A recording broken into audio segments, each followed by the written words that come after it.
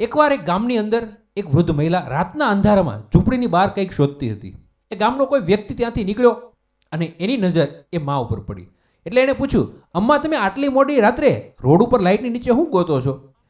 કંઈ નથી, મારી સોય ખોવાઈ ગઈ છે, હું એને શોધી રહી છું, વૃદ્ધ મહિલાએ જવાબ આપ્યો. પેલો જે વ્યક્તિ હતો ને એ પણ ત્યાં મદદ કરવા માટે રોકાઈ ગયો અને તેની સાથે પેલી સોયને શોધવા માટે લાગી ગયો. થોડોક સમય થયો ને એટલે ગામના ઘણા બધા લોકો ભેગા થઈ ગયા અને બધા વ્યક્તિઓ આ માની સોયને ગોતવામાં લાગી ગયા. બધા ખૂબ ધ્યાનથી એ સોયને ગોતતા હતા. એટલે એક યુવાન આવી અને પૂછ્યું, હે અમ્મા, આ સોય ખોવાણી છે ક્યાં? એ વૃદ્ધ સ્ત્રીએ જવાબ આપ્યો, દીકરા, સોય તો ઝૂંપડીની અંદર પડી હતી.